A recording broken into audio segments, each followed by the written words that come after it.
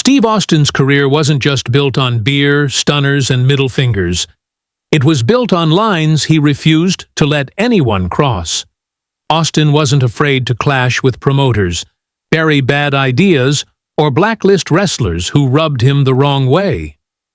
Behind the glass shatters and catchphrases was a man fiercely protective of his brand, his legacy, and his instincts. And when someone disrespected him, or even looked like they might, Austin drew a line in the sand that rarely got erased. Take Jeff Jarrett, for example. Fans today might remember him as Double J, or the guy with the guitar gimmick. But to Austin, Jarrett represented something deeper. Their heat didn't start in WWE. It started years earlier in Memphis. Back in the early 90s, Austin was grinding out matches for next to nothing, hustling to earn every payday. Meanwhile, Jarrett, whose father Jerry Jarrett was running the territory, seemed to Austin like he had a golden ticket. One night, Jarrett sneered at him, saying, "Keep staring at that paycheck, boy. It ain't getting any bigger." For Austin, that insult was more than a cheap shot. It was a reminder of the uphill battle he was fighting while others coasted. Fast forward to 1997 to 1998.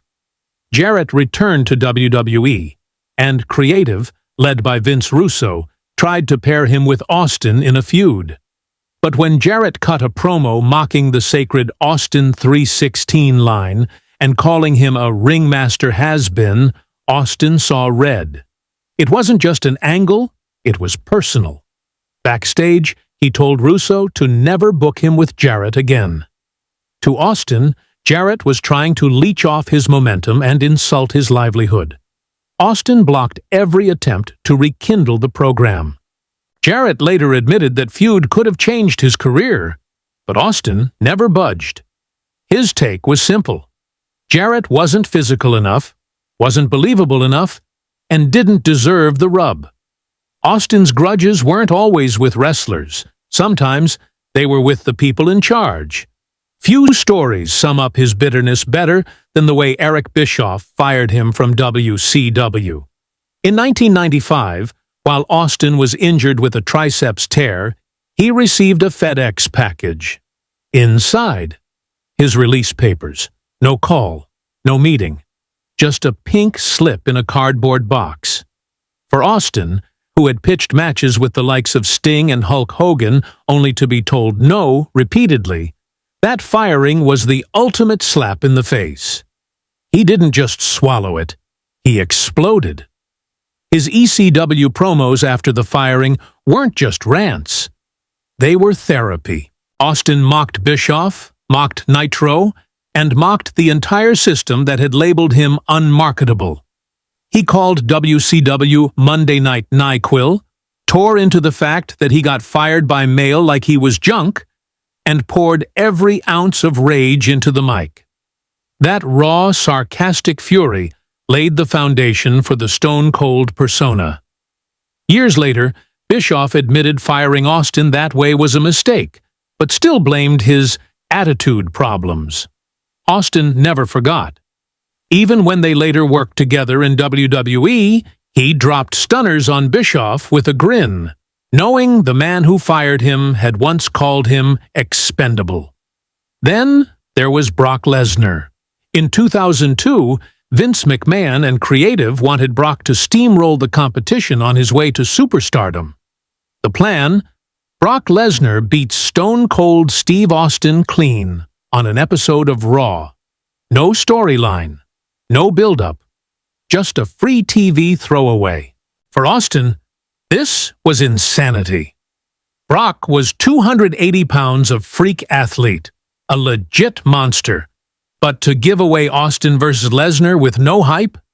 That was, in his eyes, the definition of bad business. When Jim Ross called Austin to pitch the match, Austin flat out refused. He walked out of WWE. No warning, no speech. Just gone.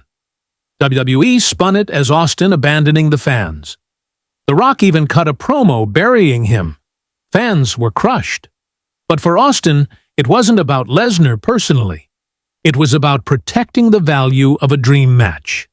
He admitted years later that walking out was the wrong move, but at the time, he wasn't about to be the sacrificial lamb for a rookie on free TV. The feud never happened, and fans were left with one of wrestling's biggest what-ifs. Not every clash was about money or booking. Sometimes, Austin simply refused to do something he felt was beneath him. In 2005, WWE pitched him a match against Jonathan Coachman, the goofy commentator turned heel. The story was Austin fighting for Jim Ross's job. Originally, it was supposed to be a squash match. Austin beats Coach, fans cheer, beer bash, done. But then creative floated ideas of Coach winning with interference from Vader or Mark Henry. For Austin, that was insulting. He'd battled The Rock, The Undertaker, Triple H, and now he was supposed to sell for an announcer? He pulled out of the show.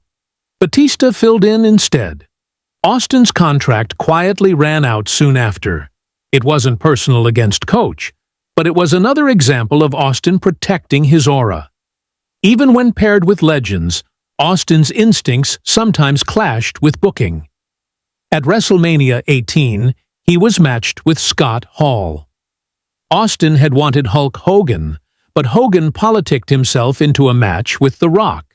That left Austin stuck with Hall, who by then was battling serious personal demons.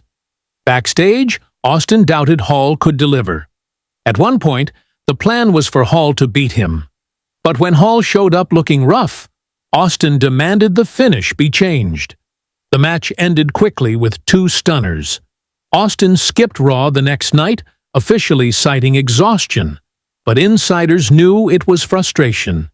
He felt disrespected, overlooked, and stuck in a thrown-together feud with a man who wasn't at his best.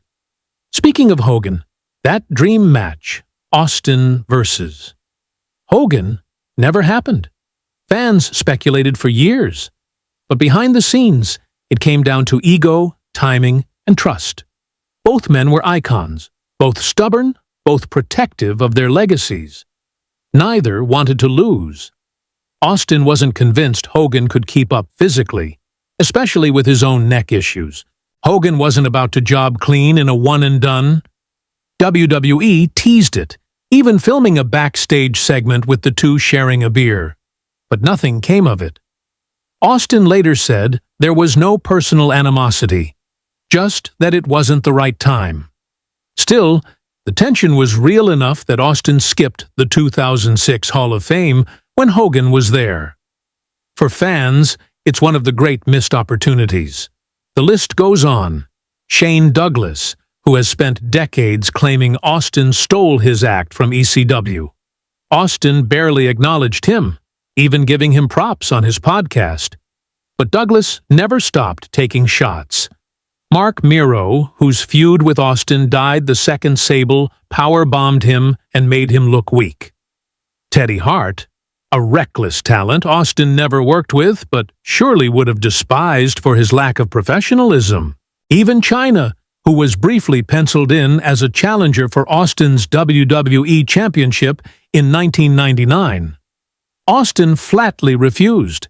He respected her, but as an old-school guy, he wasn't about to sell a world title program against a woman. Every one of these situations paints the same picture. Stone-cold Steve Austin wasn't just the character on TV, he was the man behind it. He protected his brand, his instincts, and his legacy at all costs. If he felt disrespected, misused, or taken for granted, he didn't hesitate to walk, to veto, or to bury. And whether it was Jeff Jarrett's arrogance, Bischoff's pink slip, or Vince's bad booking, Austin never forgot. His grudges weren't always loud. Sometimes, the worst punishment wasn't a stunner. It was Austin's refusal to even share the ring with you.